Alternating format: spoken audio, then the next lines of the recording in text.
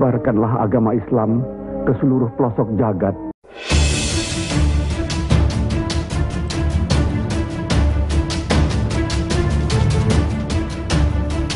Assalamualaikum warahmatullahi wabarakatuh. Jumpa lagi dengan saya di Ramadan Channel yang mengungkap rahasia dan fakta di balik sejarah.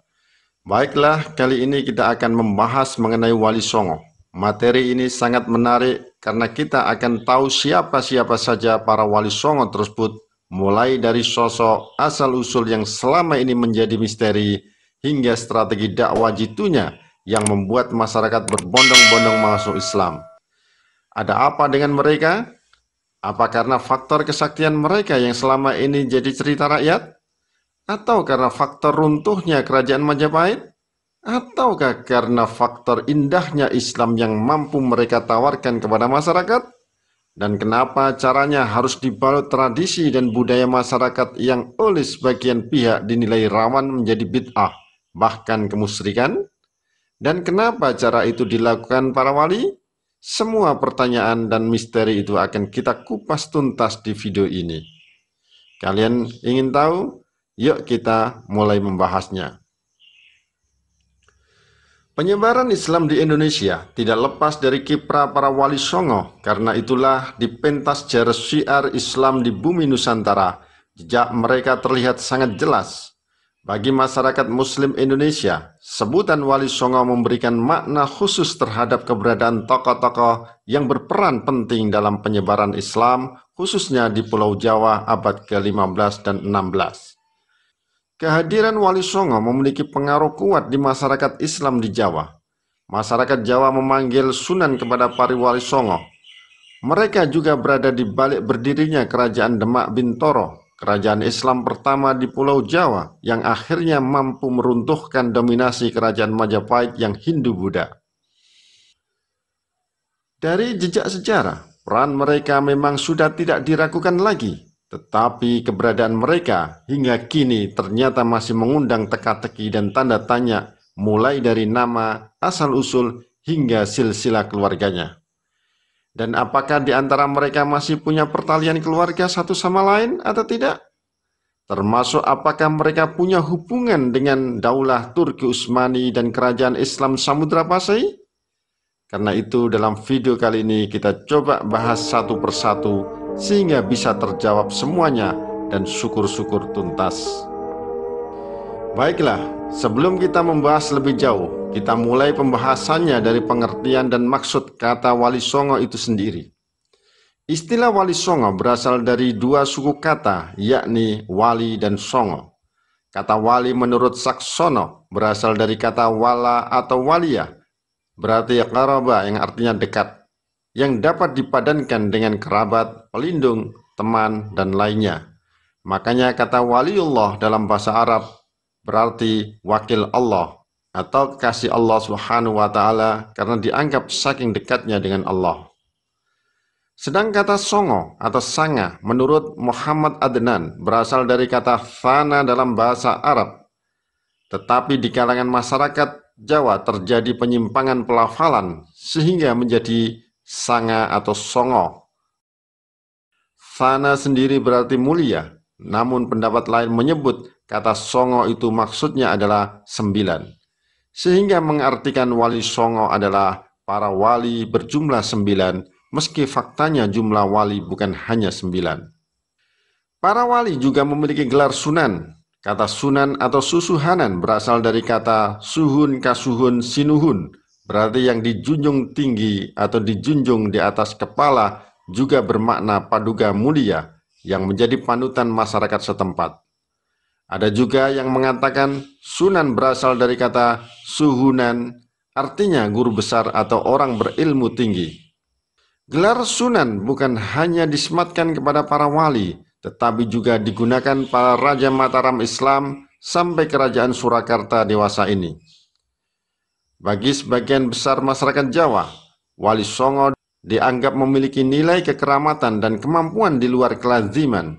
Mereka merupakan 9 ulama yang merupakan pelopor dan pejuang penyiaran Islam di Jawa abad 15 dan 16 Masehi. namun asal-usul mereka hingga kini masih menjadi teka-teki. Ada yang menyebut mereka berasal dari wilayah Hadramaut, Yaman. Juga ada pendapat yang menyebut Wali Songo merupakan keturunan dari Samarkand, atau juga Campa, atau juga tempat lainnya. Namun tampaknya tempat-tempat tersebut lebih merupakan jalur penyebaran para mubalik daripada asal-usul mereka yang sebagian besar adalah kaum Sayyid atau Syarif atau keturunan Sayyidina Muhammad SAW. Pendapat lain mengatakan, Wali Songo adalah sebuah majelis dakwah pertama kali didirikan oleh Syekh Maulana Malik Ibrahim atau Sunan Gresik tahun 1404 Masehi atau 808 Hijriah. Dan atas dasar sebagai sebuah majelis Wali Songo beranggotakan 9 orang itulah ada yang mengkait-kaitkan bahwa mereka berasal dari Cina karena dianggap mirip dengan konsep kosmologi Nawa Dewata atau 9 dewa. Lepas dari apakah itu benar atau tidak, yang jelas keberadaan Wali Songo merupakan pembaharu masyarakat di masanya. Pengaruh mereka dirasakan dalam beragam bentuk manifestasi peradaban baru masyarakat Jawa, mulai kesehatan, bercocok tanam, perniagaan, kebudayaan, kesenian, hingga pemerintahan. Menurut catatan Ibnu Battuta dalam kitab Kanjul Ulum disebutkan bahwa para Wali Songo merupakan anggota tim yang sengaja dikirim Sultan Daulah Turki Utsmani Muhammad I untuk syiar Islam.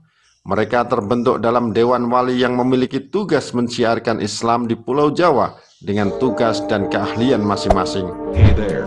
Nah, inilah perbedaan pendapat yang terjadi seputar asal-usul Wali Songo.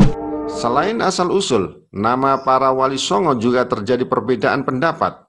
Namun yang lazim disebut sebagai Wali Songo adalah sebagai berikut.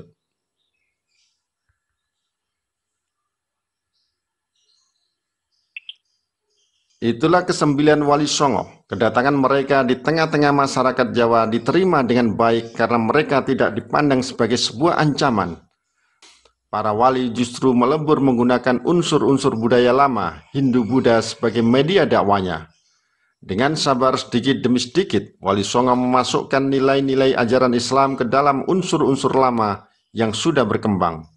Perjuangan dakwah Wali Songo nyaris tanpa konflik karena sangat halus dalam mengajar masyarakat dan semua dilakukan dengan jalan damai. Mari kita bahas satu persatu dari sosok Wali Songo tersebut. Kita mulai dari Syekh Maulana Malik Ibrahim sebagai wali pertama dan tertua. Tentu pertanyaan yang umum patut disampaikan adalah, siapakah Syekh Maulana Malik Ibrahim itu? Dan dari manakah asal-usul beliau? Sebelum membahas lebih jauh, ada baiknya kita juga mengenal nama lain dari Syekh Maulana Malik Ibrahim. Selain dikenal sebagai Sunan Gresik, beliau juga dikenal masyarakat sebagai Sunan Tandes atau Mursyid Akbar Thariqat Wali Songo, juga dikenal sebagai Kakek Bantal. Selain itu, beliau juga dikenal sebagai Maulana Maghribi karena beliau diduga berasal dari wilayah Maghribi, sebuah sebutan wilayah ujung kulon Afrika Utara atau sekarang yang dikenal sebagai negara Maroko. Nah, untuk asal-usul beliau, hingga kini masih ada perbedaan pendapat. Ada pendapat yang mengatakan beliau berasal dari Turki sebagai ahli tata negara, dan ada pendapat lain menyatakan beliau berasal dari Kashan, sebuah tempat di Persia, Iran, sebagaimana tercatat pada prasasti makamnya. Namun dalam dokumen Babat ing Gresik disebutkan beliau datang bersama kawan-kawan dekatnya di Pulau Jawa dan berlabuh di Gresik tahun 1293, juga disebut juga tahun 1371 Masehi. Dalam dokumen tersebut juga disebutkan bahwa Syekh Maulana Malik Ibrahim merupakan keturunan Ali Zainal Abidin, cicit Nabi Muhammad SAW. Data dokumen itu juga sesuai dengan catatan Asy-Syaikh Bahruddin Ba'alawi Al-Husaini yang kumpulan catatannya dibukukan dalam ensiklopedia Nasab Ahlul Bait. Disebutkan beliau merupakan keturunan ke-22 dari Nabi Muhammad SAW. Namun dalam referensi lain disebutkan bahwa Syekh Maulana Malik Ibrahim disebut merupakan putra ulama besar bernama Syekh Jamaluddin Jumadil Kubro. Beliau disebut berasal dari Samarkand, Uzbekistan sebagai Syekh Asmorokondi. Dasar inilah yang kemudian digunakan sebagian sejarawan menyebut kalau Syekh Maulana Malik Ibrahim merupakan orang tua dari Sunan Ampel. Padahal ayah dari Sunan Ampel itu adalah Ibrahim Asmorokondi. Menurut sejarawan Islam Rijal Mumazik yang dimuat dalam Harian Republika menyebutkan bahwa nama Syekh Maulana Malik Ibrahim dan Ibrahim Asmorokondi merupakan dua nama orang berbeda, meski keduanya sama-sama memiliki nama Ibrahim. Syekh Maulana Malik Ibrahim merupakan wali pertama Wali Songo, sedang Ibrahim Asmorokondi merupakan putra Syekh Jumadil Kubro. Syekh Maulana Malik Ibrahim datang ke Pulau Jawa tahun 1404 Masehi dan wafat di Gresik tahun 1419 Masehi. Sementara Syekh Ibrahim Asmorokondi baru datang ke Jawa di pertengahan tahun 1440-an Masehi dan dimakamkan di Tuban. Dalam perkembangannya, Ibrahim Asmorokondi nanti akan memiliki putra bernama Sunan Ampel. Ibrahim mendapat tambahan nama Asmorokondi karena dianggap berasal dari wilayah Samarkand. Orang Jawa kesulitan menyebut kata Samarkandi, lalu mengejanya dengan kata Asmorokondi, sehingga mereka menyebutnya sebagai Syekh Ibrahim Asmorokondi. Beliau diperintah ayahnya Syekh Jumadil Kubro berdakwah ke negara-negara Asia. Perintah ini dilaksanakan dengan penuh takzim dan kemudian merantau berhenti di negeri Champa, sebuah kerajaan di wilayah Vietnam Selatan. Lalu beliau diambil menantu oleh Raja Champa, dijodohkan dengan putri Raja Champa bernama Dewi Condrowulan. Namun tak lama kemudian, kerajaan Champa hancur diserang musuh sehingga membuat Ibrahim Asmorokondi dan keluarganya lari menyelamatkan diri ke Pulau Jawa yang waktu itu berada di bawah kekuasaan kerajaan Majapahit. Dari perkawinan dengan Dewi Condrowulan, Syekh Ibrahim Asmorokondi dikaruniai dua putra bernama Sayyid Ali Rahmatullah atau Sunan Ampel dan Sayyid Ali Murtado. Sedangkan adik Dewi Condrowulan bernama Dewi Dwarawati. Dalam perkembangan berikutnya diperistri Raja Majapahit Prabu Brawijaya dan dikaruniai putra bernama Raden Fatah yang kelak akan mendirikan kerajaan Islam Demak Bintoro. Jadi dalam referensi itu, Syekh Ibrahim Asmorokondi tercatat sebagai keturunan Syekh Jamaluddin Jumadil Kubro bersama Maulana Ishaq. Syekh Ibrahim Asmorokondi sesuai referensi tersebut memiliki putra, diantaranya adalah Sunan Ampel. Sedangkan Maulana Ishaq menikah dengan Dewi Sekardadu, putri Raja Blambangan. Dikaruniai seorang anak bernama Jaka Samudra atau Raden Paku atau yang lebih dikenal sebagai Sunan Giri. Jadi Syekh Maulana Malik Ibrahim dan Ibrahim Asmorokondi itu adalah dua orang berbeda. Dan khusus untuk Syekh Maulana Malik Ibrahim, ada referensi tambahan yang menyebutkan bahwa beliau juga disebut sebagai pendakwa dari kerajaan Islam Samudra Pasehi di Sumatera. Beliau dikirim Raja Kerajaan Islam Samudra Pasehi, Sultan Zainal Abidin, untuk menyebarkan Islam ke Jawa dan Sulawesi. Maulana Malik Ibrahim berdakwah ke Pulau Jawa, sementara Maulana Ishaq memilih memutar ke wilayah Sulawesi. Tentu referensi tambahan ini kian menambah teka-teki asal-usul Syekh Maulana Malik Ibrahim. Pertanyaannya, mengapa Sultan Zainal Abidin mengirim para pendakwanya ke Pulau Jawa? Nah, inilah yang penting diketahui untuk bisa sedikit mengurai teka-teki misteri asal-usul Wali Songo. Pengiriman para pendakwa dilakukan karena kala itu kerajaan Samudra Pasai diserang kerajaan Majapahit dan hancur tahun 1360 Masehi, sehingga tidak bisa lagi melawan kerajaan Majapahit secara militer.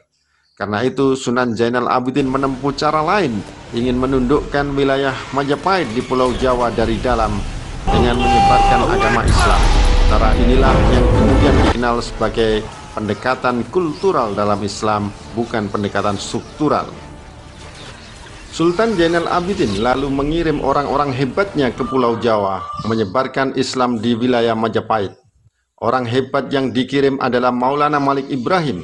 Beliau lalu bermukim di Gresik untuk mensiarkan ajaran Islam. Daerah Gresik khususnya Leran dahulunya merupakan salah satu daerah basis Islam yang sudah dirintis dan dibangun sebelumnya sejak zaman Fatimah binti Maimun yang wafat tahun 1082 Masehi. Jadi Maulana Malik Ibrahim bukanlah orang pertama yang menyebarkan Islam di Jawa, karena sebelumnya Islam sudah berkembang meski masih lambat. Syekh Maulana Malik Ibrahim sendiri datang ke Gresik diperkirakan tahun 1404 Masehi. Di awal dakwanya, beliau menggunakan pendekatan kekeluargaan dengan mengawinkan putrinya dengan Raja Majapahit. Tetapi upaya ini rupanya tidak berhasil. Karena belum sampai ke tujuan, rombongan terkena serangan penyakit hingga banyak meninggal dunia. Namun demikian tantangan ini rupanya tidak menyurutkan tekad beliau mensiarkan Islam ke wilayah kerajaan Majapahit. Maka Maulana Malik Ibrahim mengambil jalur lain dengan lebih konsentrasi membangun masyarakat Islam di wilayah pinggiran pantai utara seperti Gresik, jauh dari ibu kota kerajaan Majapahit yang ada di kota Mojokerto. Beliau mengajarkan cara-cara baru bercocok tanam dan banyak merangkul golongan masyarakat Jawa yang tersisihkan di akhir kekuasaan Majapahit. Beliau berusaha menarik hati masyarakat yang kala itu tengah dilanda krisis ekonomi dan perang saudara. Selain ahli pertanian, beliau juga ahli pengobatan. Keahlian beliau sangat membantu dakwanya, maka sejak beliau berada di Gresik, hasil pertanian rakyat meningkat tajam. Orang-orang sakit juga banyak disembuhkan dengan daun-daunan tertentu.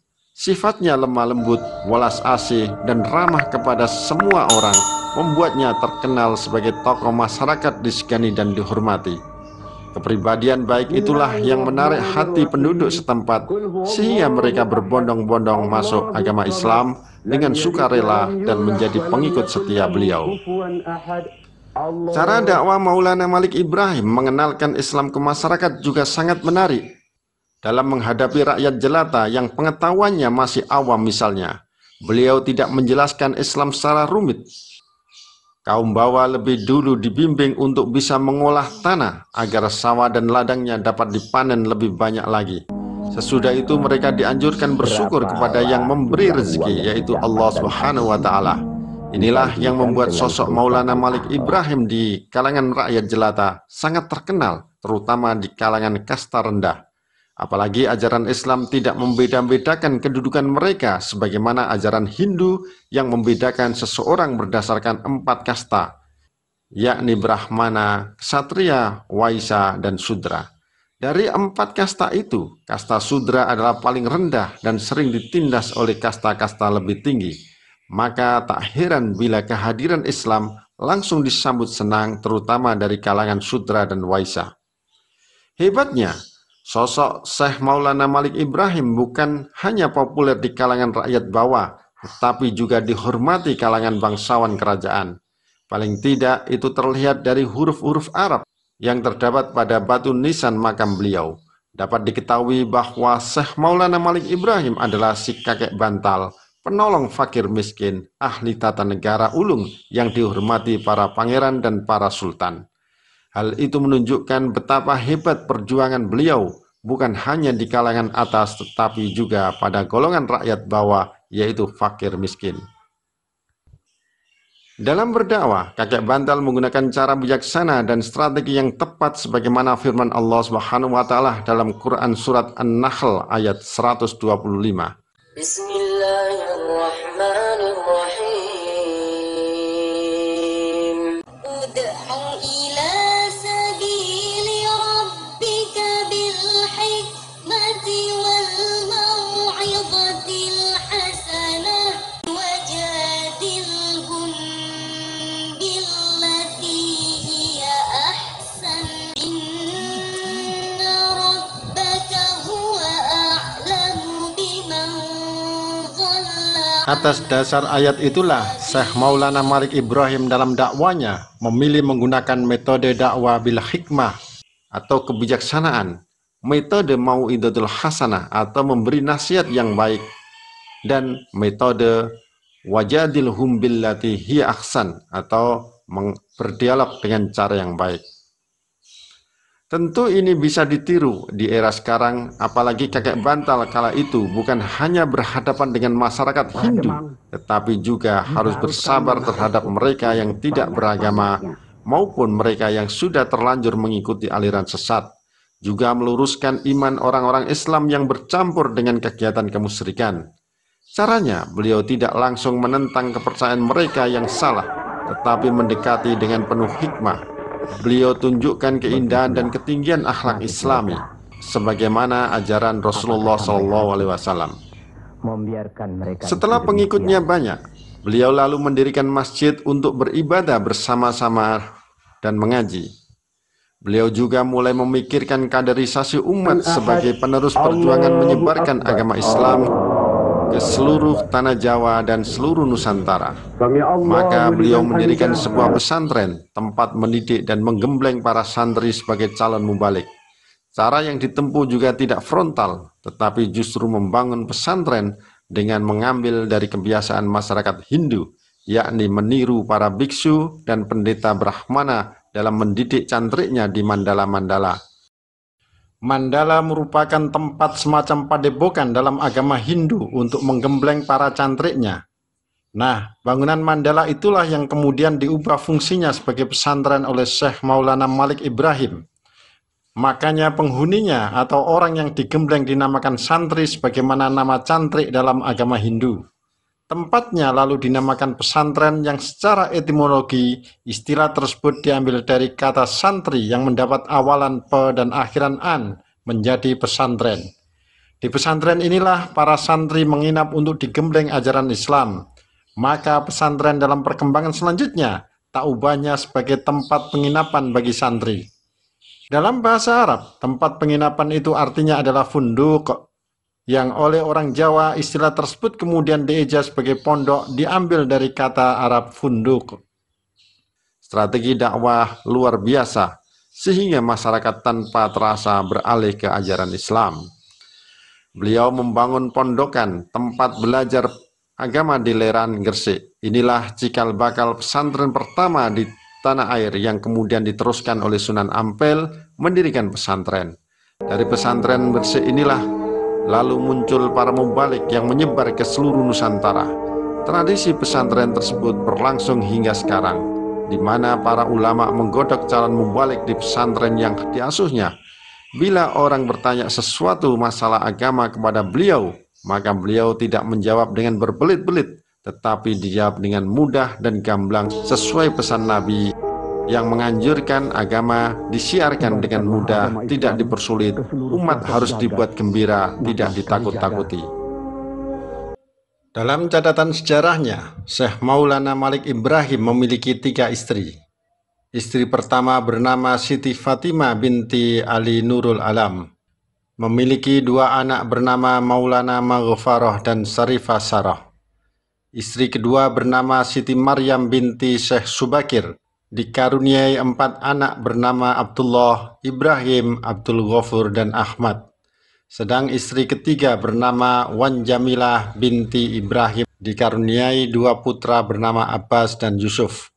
Selanjutnya, Sarifah Sarah binti Maulana Malik Ibrahim dinikahkan dengan Said Fadal Ali Murtado, Sunan Santri atau Raden Santri, dan dikaruniai 2 putra, Haji Usman atau Sunan Manyuran, dan Usman Haji atau Sunan Ngudung.